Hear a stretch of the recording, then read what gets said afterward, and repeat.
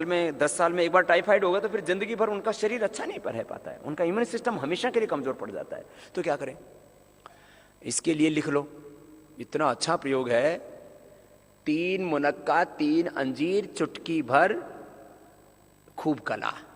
खूब कला आपको यहीं से दे दिया जाएगा, अपने घरों में रखो। टाइफाइड होता ही रहता है किसी न किसी को।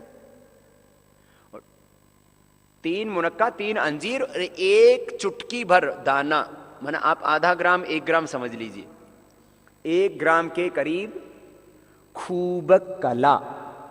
ये राई जैसे दाने होते हैं जो बहुत पतले, बहुत राई जैसे दाने होते हैं, वो आपको दे दिया जाएगा, यहां से आप ले लेना। बहुत साधारण सी चीज है ये। 3 खुराक में ही टाइफाइड ठीक हो जाता है। ये आपको मैं खाली पढ़ी पढ़ाई बातें नहीं कर रहा हूं, कोई भी सब सार तत्व, वो निचोड़ जो लाखों करोड़ों लोगों पर हमने प्रयोग किया, वो कह रहा हूं आपसे। तो इसको क्या करना है? 3 मुनक्का, उसके बीज निकाल लिए। अंजीर पूरा का पूरा ले लिया धो करके, और 1 चुटकी भर 1 ग्राम के करीब ये क्या बताया था? खूब कला। खूब कला।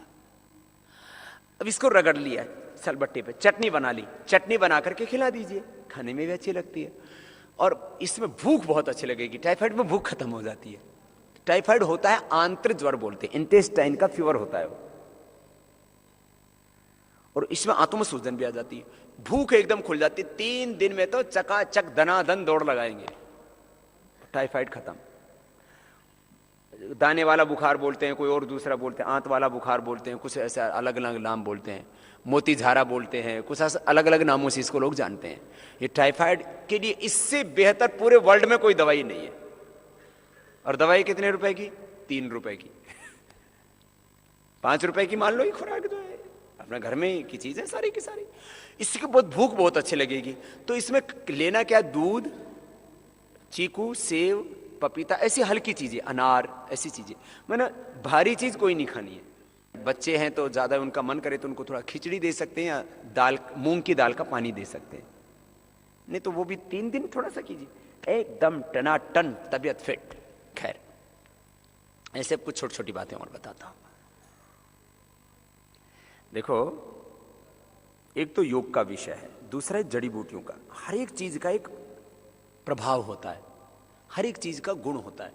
आयुर्वेद में कहा जाता है कोई भी वस्तु ऐसी नहीं दुनिया में जो औषधि ना हो।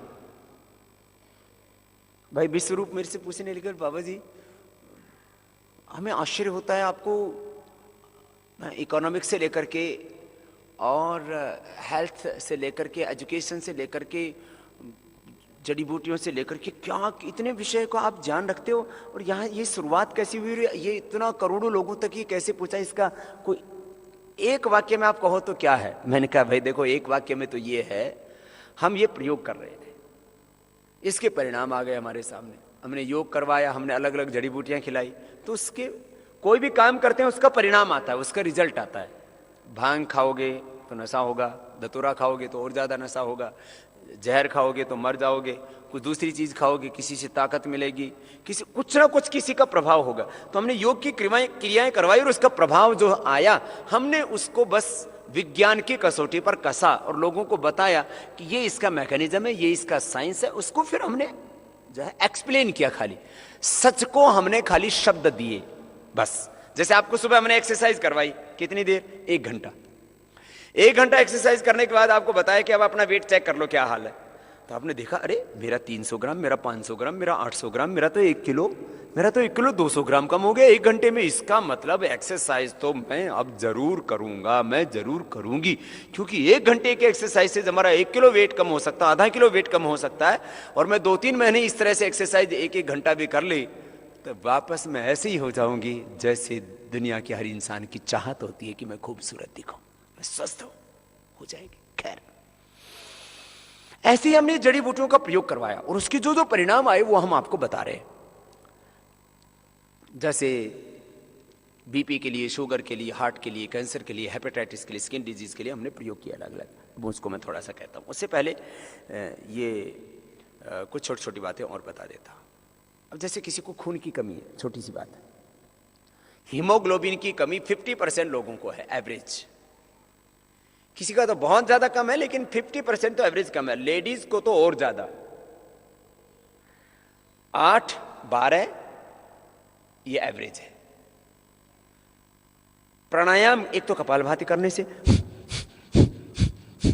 हीमोग्लोबिन टनाटन बढ़ता है।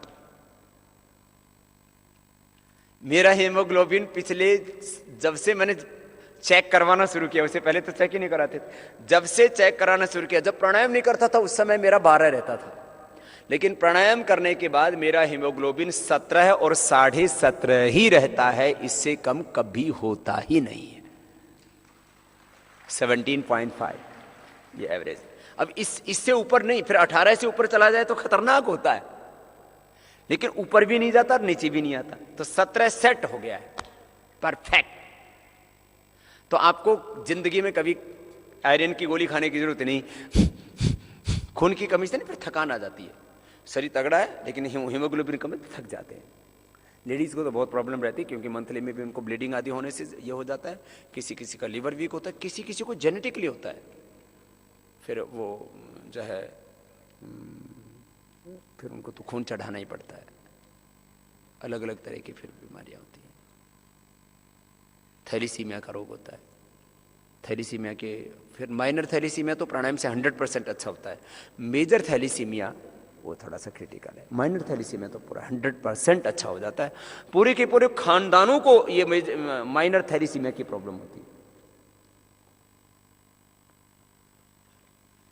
फिर ऐसे ही कुछ और रोग हैं। हीमोफीलिया, हीमोफीलिया में क्या होता है? हीमोफीलिया में एक तो ये प्लास्टिक एनीमिया अलग तरह की बीमारी जिसमें ब्लड फैल जाता है और आदमी मर जाता है। हीमोफीलिया में ये प्लेटलेट्स भी कम नहीं होता ज़्यादा, उसमें ब्लड कहीं लीकेज होता है, ऐसे अंदर लीकेज नहीं होगा, ऐसे पहले तो कहीं लीकेज होगा तो रुकेगा नहीं, बाद में फिर अंदर ही लीकेज हो करके पूरे जोड़ जोड़ जोड़ जोड़ पूरे ऐसे फूल जाए और फिर बहुत बुरी हालत हो जाती है। ये हीमोफीलिया भी आजकल बहुत होने लग रहा है। तो इसमें एक तो शीशम के पत्तों का रस, गिलोय, ये दोनों देते हैं और प्राणायाम उनको नियमित रूप से कराते हैं। और जिनको जॉइंट्स में प्रॉब्लम आ चुकी है फिर उनको चंद्रप्रभावटी, गोक्षुरादि गुगुल या कैशोर गुगुल इस तरह से देते हैं, तो उनको ठीक होता है। फर्स्ट सेकंड स्टेज के तो अच्छे हो जाते हैं, फिर लास्ट स्टेज में तो फिर मरी जाते हैं फिर ऐसे पेशेंट हीमोफीलिया के। बड़ी खतरनाक बीमारी है। बात से बतानी है मुझे, कुछ छोटी छोटी बातें उनका हमेशा ध्यान रखना। एक तो बीमारियों के ऊपर वापस आता हूँ, पहले आहार के ऊपर थोड़ी सी बातें कह देता हूँ। हमेशा दालें जो है वो छिलका वाली खाना, धुली हुई दाल नहीं खाना। हाँ, छिलकी कोई भी दाल हो, साग सब्जियां हो, फल हो, गर्म पानी से धोकर के ही प्रयोग करना चाहिए, वो एक अलग बात है।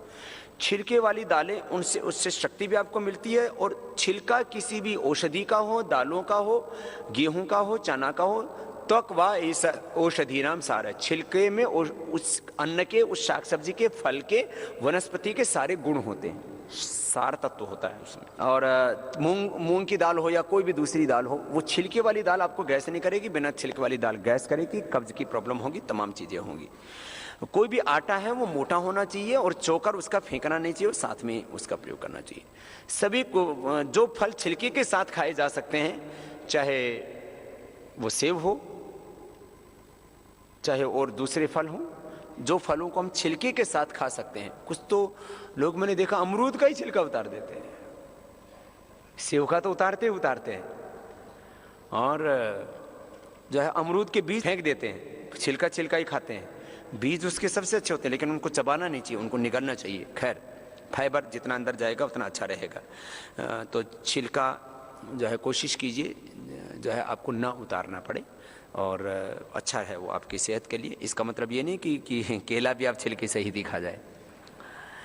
तो फिर जैसे जितना कम खाएंगे, अपनी प्रकृति, वात पित्त कफ 3 तरह की प्रकृति होती है, वो आपको पता लग जाता है। यदि आपको बार बार सर्दी जुकाम आदि होता है तो समझ रहे हैं आपकी कफ प्रकृति, थ्रोट इन्फेक्शन, आपको सिस्ट इन्फेक्शन बार बार होता है, ये तो गले की बात है, कफ की प्रकृति। यदि आपकी वायु की प्रकृति है तो कहीं ना कहीं आपके शरीर में दर्दें होने शुरू हो जाती हैं, सूजन आनी शुरू हो जाती है सब। और यदि आपकी जो है पित्त की प्रकृति है तो आपकी आंखें लाल रहती हैं, आपको एसिडिटी होती है, मूत्र में जलन हो जाती है, शरीर में हॉट फ्लैशेस होते हैं, पसीना बहुत ज़्यादा आता है, मुंह जल्दी सूखता है। तो ये आपको पता लग जाता है कि आपकी वायु की प्रकृति है कि पित्त की है कि कफ की है। तो उसके अनुसार आपको भोजन लेना चाहिए। वायु की प्रकृति वालों को जितनी भी खट्टी और बहुत ज़्यादा ठंडी चीज़ें वो अवॉइड करनी चाहिए। कफ की प्रकृति वालों को जितनी भी चिकनी चीज़ें वो अवॉइड करनी चाहिए, और इसमें खास करके केला आदि। और पित्त की प्रकृति वालों को जितनी भी तीखी चीज़, सारी चीज़ें ठंडी जो है वो पित्त